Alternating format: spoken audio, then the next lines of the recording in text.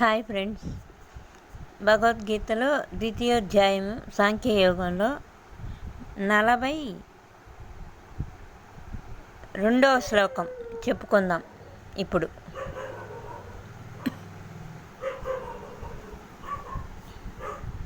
యామిమాం పుష్పితాం వాచం ప్రవదంచ విపచ్చితః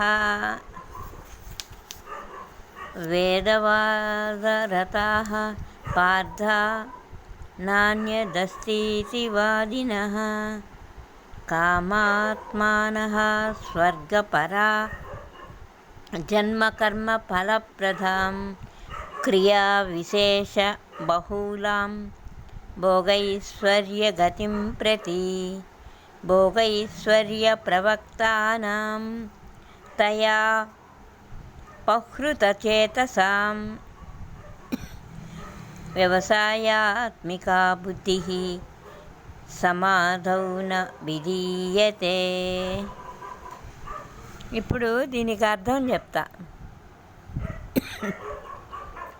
ఓ అర్జున, వివేకహీనులైన జనులు ప్రాపంచిక భోగాల మీదే తలమునకలై ప్రాపంచిక విషయాల మీదే భోగాల మీదే వివేకులైన జనులు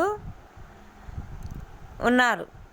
వాళ్ళు కర్మఫలాలను ప్రశంసించు వేదవాక్యముల యొక్క బాహ్య అర్థముల యందే ప్రీతి వహిస్తున్నారు.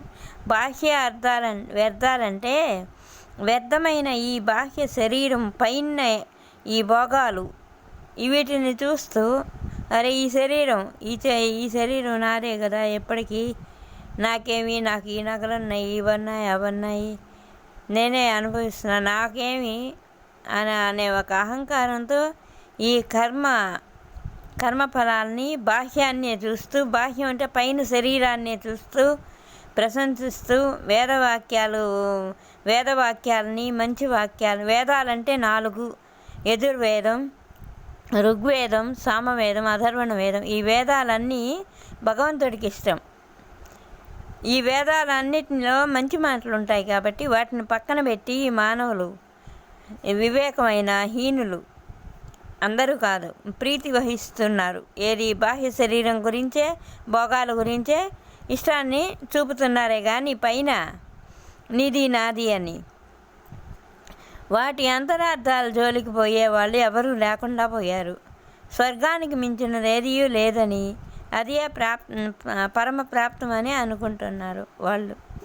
క్షణికమైన ఈ ప్రాపంచిక భోగ ఐశ్వర్యాలు ఆసక్తితో వివిధ సకామ కర్మలను ప్రోత్సహించుతూ ప్రీతిని కూర్చు ఇచ్చక పలుకుతూ ఆ ఇచ్చ మాటలు మాట్లాడుతూ ఉచ్చుల్లో పడి భోగ ఐశ్వర్యాల శక్తిలో అజ్ఞానులయ్యి బుద్ధి ఏమో భగవంతుడి దగ్గరికి పోనీయకుండా దాని లక్ష్యంగా సమాధి చేసుకుంటున్నారు మనుషులు. స్థిరంగా ఉండడం అంటే ఏంటి? భక్తి ఒకటే స్థిరమైంది. ఈ భోగాలు ఇవి అవి స్థిరమైనవి కాదు. కానీ మానవుడు ఈ మాయలో పడిపోయి ఒకరినొకరిని చంపుకోవడం, కొట్టుకోవడం, తన్నుకోవడం, ఇవన్నీ పైకి మాయ.